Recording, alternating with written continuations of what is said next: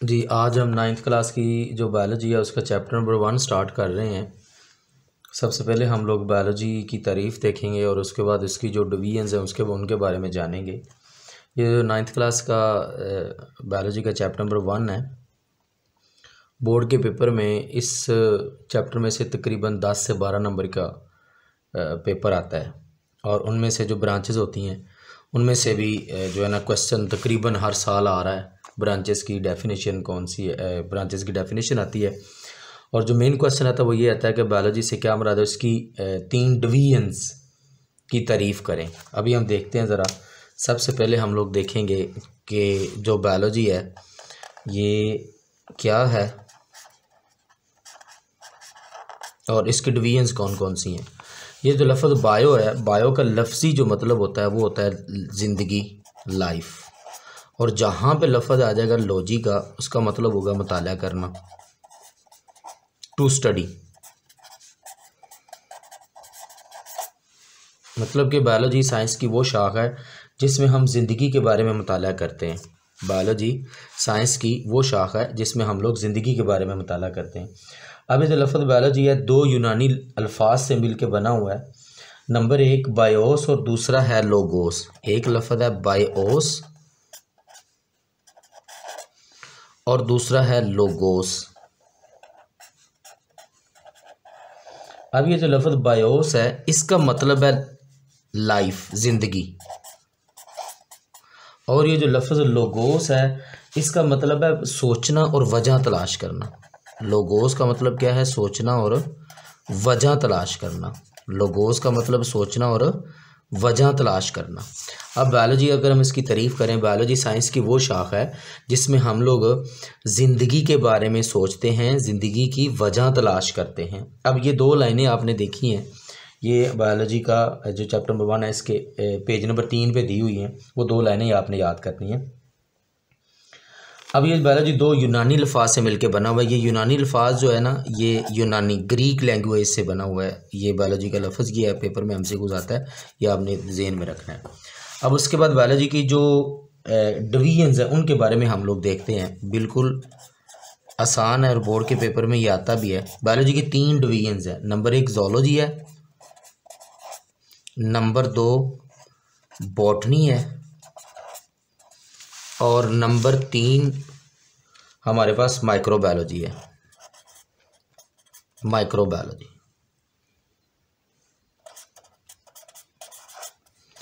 अब ये जो लफ्ज़ लॉजी है, मैंने आपको पहले भी बात बताया कि लॉजी का मतलब होता है मुताला करना और जू का मतलब होता है जानदार। बायोलॉजी की वो शाख जिसमें हम जानदारों के बारे में मुताला करते हैं। बायोलॉजी की वो शाख, बायोलॉजी की वो डिवीजन, बायोलॉजी की ऐसी डिवीजन जिसमें जानदारों के बारे में मुताला किया जाता है। डिवीजन का लफ्ज़ आपने ज़रूर लिखना है, ये कीवर्ड है। ये सब के साथ आएगा, तीनों के साथ आएगा। बायोलॉजी की ऐसी डिवीजन जिसमें जानदारों के बारे में मुताला करते हैं उसको ज़ूलॉजी कहते हैं। उसके बाद आता है जी बॉटनी। बॉटनी बायोलॉजी की ऐसी डिवीजन है जिसमें हम लोग पौधों का साइंसी मुताला करते हैं। किसका साइंसी मुताला करते हैं? पौधों का जो साइंसी मुताला करते हैं उसको हम लोग बॉटनी का नाम देते हैं। जो तीसरी डिवीजन है बायोलॉजी की वो है जी माइक्रोबायोलॉजी।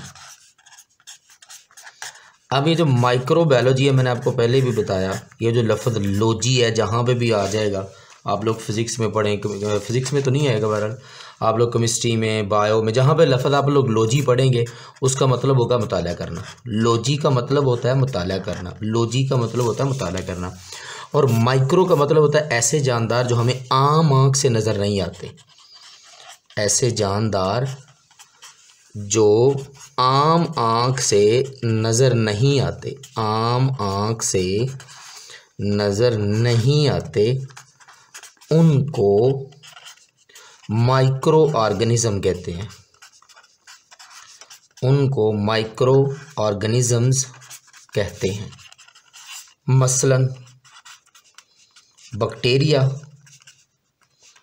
और वायरसेस वगैरह आम आँख से ये नज़र नहीं आते जो बैक्टीरिया और वायरसेस होते हैं। अब इसकी तारीफ़ आप लोग ऐसे करें, बायोलॉजी की वो डिवीजन जिसमें ऐसे जानदारों का मुताला किया जाता है जो आम आँख से नज़र नहीं आते, उसको माइक्रोबायोलॉजी का नाम देते हैं। या आप लोग इसकी तारीफ़ ऐसे कर लें, बायोलॉजी की ऐसी डिवीज़न जिसमें माइक्रोब्स का मुताला किया जाता है। ये जो लफ्ज़ माइक्रोब है, ये ध्यान से ज़रा देख लें। माइक्रोब्स या माइक्रो ऑर्गेनिज़म एक ही बात है। माइक्रोब्स या माइक्रो ऑर्गेनिज़म्स एक ही बात है। यानी बायोलॉजी की ऐसी डिवीज़न, माइक्रोबायोलॉजी बायोलॉजी की ऐसी डिवीज़न है जिसमें हम ऐसे जानदारों का मुताला करते हैं जो हमें आम आँख से नज़र नहीं आते, मसलन बैक्टीरिया और वायरसेस वगैरह। ये 3 इसके डिवीजन्स हैं। ये 4 नंबर का बोर्ड के पेपर में जो है ना क्वेश्चन आता है। इंशाल्लाह आगे हम इस चैप्टर की जो असेसमेंट है, इस चैप्टर की जो समरी है, कौन कौन से क्वेश्चन बोर्ड के पेपर में आते हैं, इंशाल्लाह हम लोग ज़रूर देखेंगे। Thank you.